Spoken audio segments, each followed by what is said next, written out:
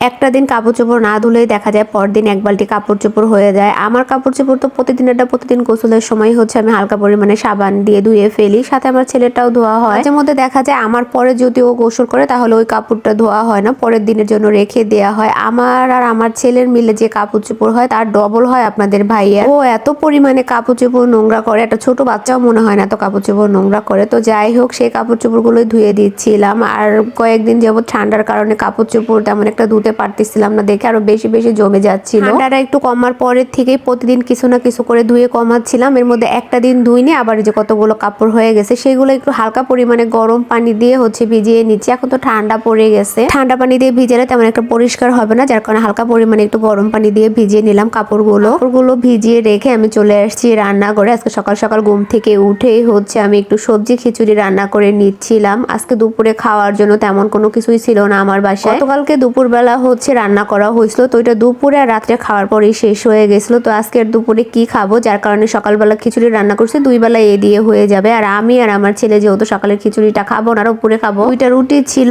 ওইটাই ভেজে নিচ্ছি, আর একটা ডিম পোস্ট করে নিচ্ছি, আর আগের একটু হালুয়া আছে এগুলো খেয়ে শেষ করে ফেলি। আমাদের ভাই আজকে একটু দোকানে দেরি করে যাবে, যার কারণে হচ্ছে খিচুড়িটা একটু বেশি পরিমাণে রান্না করা হয়েছে। ও সকালের আর দুপুরের মিলিয়েই হচ্ছে খিচুড়ি খাইয়ে নেবে। নাস্তাটা খাওয়া শেষ করে বারান্দায় বসে বসে মাথায় একটু তেল দিয়ে নিচ্ছিলাম। 2-3 দিন হয়ে গেছে মাথাটা শ্যাম্পু করছে, কিন্তু তেল দেওয়া হচ্ছিল না, এই জন্য ভাবলাম তাহলে আজকে গোসলের আগে তেলটা দিয়ে নিই। তেল দেওয়া শেষ করে কাপড়গুলো আমি এখানে ধুয়ে নিছি। ভারী কাপড় যেগুলো ওগুলো পানি ঝরানোর জন্য বাথরুমে রেখে দিছি, আর বাকিগুলো হচ্ছে ধুয়ে চিপড়ে ভালোভাবে এখন বারান্দায় নিয়ে যাচ্ছি রোদ দেওয়ার জন্য। একদিন যাবত বাহিরে একটু রৌদ্র নাই, সকালবেলা দেখা যায় আধা ঘন্টা 1 ঘন্টার জন্য একটু রৌদ্র উঠে কোনো রকম, তারপরে অন্ধকার হয়ে যায়। তারপর কাপড়গুলো সকাল সকাল ধুয়ে দিলাম। এরপরে হচ্ছে চলে আসছি রুমটা মুছে হচ্ছে আমি গোসল করতে চলে যাব। গতকালকে রাত্রে হচ্ছে এসিটা পরিষ্কার করা হয়েছে, আর এখন তো শীত চলে আসছে, 2-3 মাসের জন্য আর এসির কোনো প্রয়োজন নেই, যার কারণে এসিটা ভালোভাবে পরিষ্কার করে কভার লাগিয়ে রেখে দিব। আমার যে কাজগুলো ছিল সেগুলো তো আমি করে ফেলছি, এখন বাকি যে কাজগুলো আছে ওইগুলো হচ্ছে আপনাদের ভাইয়া করে নিবে, কারণ এসি যেহেতু অনেকটা উপরে, অত উপরে আমি লাগুর পাবো না। তাছাড়া হচ্ছে চেয়ারের উপরে দাঁড়ালেও সম্ভব না আমার পক্ষে, যার কারণে আপনাদের ভাইয়াকে দিয়ে করাচ্ছি। আর ও তো অনেক লম্বা মাশাল্লাহ, প্রথমে তো কাজটা করতেই চাচ্ছিল না, পরে অনেক বুঝিয়ে ঠুজিয়ে কাজটা আর কি করিয়ে নিলাম। অন্তত একটা কাজ হলেও সে নিজে হাতে করলো। ব্যবসায়িক কাজকর্ম ছাড়া সে কোনো কিছুই করে না, হাজার চেষ্টা করলেও কোনো কাজ হবে না, যত কষ্টই হোক না কেন আমারটা আমাকেই করতে হয়। এই জন্য মাঝে মধ্যে সুযোগ বুঝে এই টাইপের মানুষদের দিয়ে কিছু না কিছু করিয়ে নেওয়াটাই ভালো। এসিতে কভারটা লাগানোর পরে হচ্ছে আমি রুমটা পরিষ্কার করে গোসল করে নামাজ পড়ে নিছি, আর ছেলেকে ওর বাবা গোসল করিয়ে দিচ্ছে। তো ওকে একটু লোশন দিয়ে দিচ্ছিলাম, যেহেতু শীতকাল চলে আসছে, নাক মুখ কেমন খসখস হয়ে যায় না কিছু না দিলে। মুখে ক্রিম দেওয়ার সময় প্রচুর পরিমাণে দুষ্টামি করতেছিল, তো ওকে রেখে এখানে আমরা এখন খাবারটা খেয়ে নিব। অলরেডি 2:30টার মতো বেজে গেছে, খুব ক্ষুধা লাগছে, আর আপনাদের ভাইয়া খেয়েও হচ্ছে দোকানে চলে যাবে। তো সবার খাওয়া দাওয়া শেষ, এতটুকু খিচুড়ি বেঁচে গেছে, এটুকু এখন ফ্রিজে রেখে দিব। খাওয়া দাওয়া শেষ করে হাতে কিছু কাজ ছিল ওইগুলো শেষ করে একটা ভিডিও এডিটিং করতে করতে হচ্ছে সন্ধ্যা হয়ে গেছিল। তো মাগরিবের নামাজটা শেষ করে এখানে আমি চিতাই পিঠা খাচ্ছিলাম ধনিয়া পাতা আর শুটকি ভর্তা দিয়ে। শীতের সময় এরকম গরম গরম চিতাই পিঠা ভর্তা দিয়ে খেতে অনেকটা ভালো লাগে। এরপরে হচ্ছে আমি রাতে রান্না বাড়া করার জন্য সবকিছু এখানে কেটে ধুয়ে একদম গোছগাছ করে নিছি, এখন শুধু রান্নাটা করে নিলেই হয়ে যাবে। রান্না বসানোর আগে আমি এখন নামাজটা পড়ে নেবো, আর নামাজে যাওয়ার আগেই হচ্ছে সবকিছু আমি কেটে কুটে গুছিয়ে নিছি, যাতে নামাজটা শেষ করে এসে আমি রান্নাটা বসিয়ে দিতে পারি, তেমন কোনো ঝামেলা না হয়। তো যাই হোক, নামাজ শেষ করে আমি এদিকে রান্নাও বসিয়ে দিছি। প্রথমে আমি মাছগুলো ভেজে নিচ্ছি, এগুলো হচ্ছে বোয়াল